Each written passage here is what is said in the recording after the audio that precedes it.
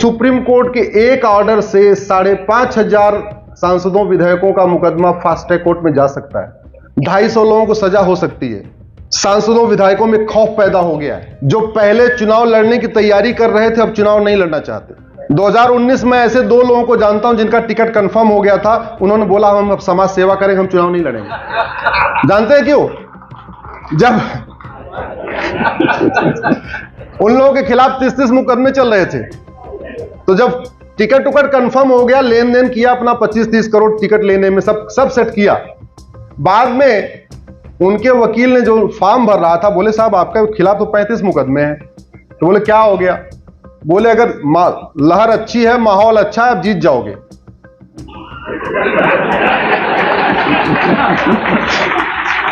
बोले लहर भी अच्छी है, माहौल भी अच्छा, आप जीत जाओगे, और जीतते ही आपका मुकदमा 35 का 35 एमएलएमपी कोर्ट में चले जाएगा, और 35 में से 5-7 में सजा होना तय है।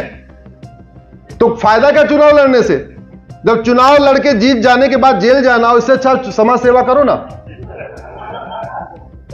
अगर भारत में जस्टिस विद इन ईयर लागू हो जाए ना, जस्टिस विद इन ईयर,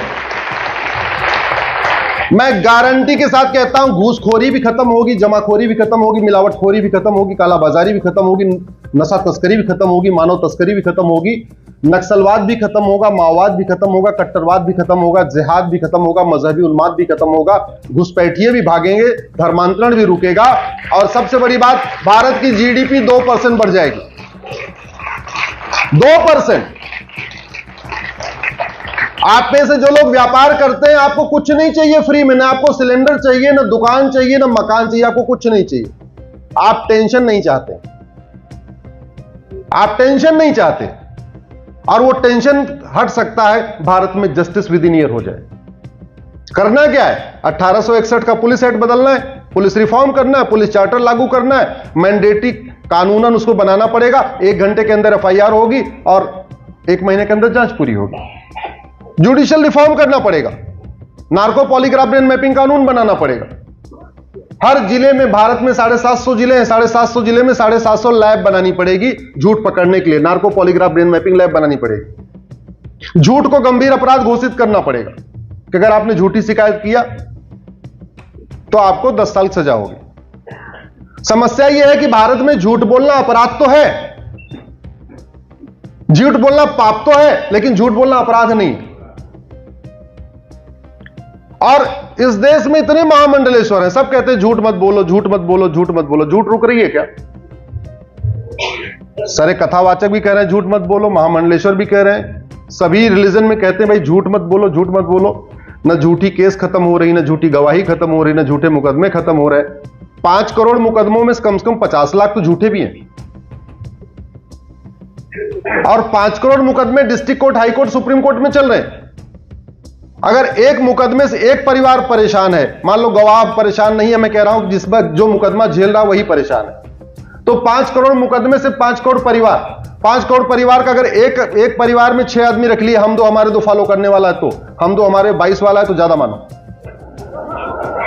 अगर वो हम दो हमारे दो वाला है, तो तारीख पे तारीख जो जाएगा उसके माता पिता टेंशन में होंगे, पति पत्नी टेंशन में होंगे, और 2 बच्चे टेंशन में होंगे मिनिमम।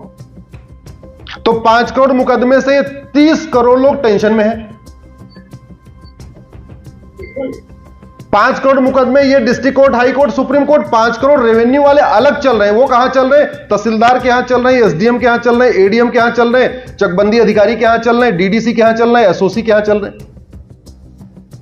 5 करोड़ उधर भी टेंशन में, तो 30 करोड़ उधर, 30 करोड़ उधर, 60 करोड़, यानी अमेरिका के 2 गुना जनसंख्या भारत में मुकदमों से टेंशन में।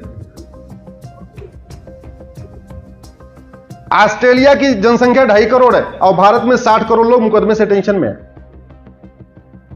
कनाडा की जनसंख्या 4 करोड़ है और भारत में 60 करोड़ लोग मुकदमे से टेंशन है। कनाडा 15 चौका 60, यानी 15 कनाडा के बराबर लोग भारत में मुकदमे से टेंशन में।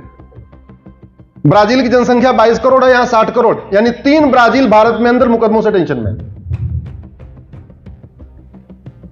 ये जस्टिस विद इन ईयर हो जाए ना, मुकदमे जल्दी डिसाइड होने लग जाए, मैं गारंटी के साथ कहता हूं एफडीआई भी बढ़ेगी, इन्वेस्टमेंट भी बढ़ेगा। और बाकी तो छोड़ दीजिए, जो आज आप लोगों के बच्चे यहां भारत में बिजनेस नहीं करना चाहते, मैं जो बातें कहता हूं प्रैक्टिकल लोगों से बात करने के बाद कहता हूं। कई सारे उद्योगपति हैं, व्यापार करने वाले हमारे मित्र हैं, वो कह रहे हैं हमारा बेटा कह रहा है कि हम भारत में नहीं करेंगे, हम सिंगापुर में बिजनेस करेंगे, हम दुबई में बिजनेस करेंगे। सोचिए, वो दिल्ली छोड़ के दुबई जाने के लिए तैयार है, मुंबई वाला सिंगापुर जाने के लिए तैयार है। क्यों? कह रहा हमें टेंशन नहीं लेना यहां पे। कभी टैक्स वाला आके धमकाएगा, कभी झूठी ये कर देगा, कभी ये कर देगा, नोटिस भेजेगा, पैसा मांगेगा, पैसा ना तो फिर और परेशान करेगा।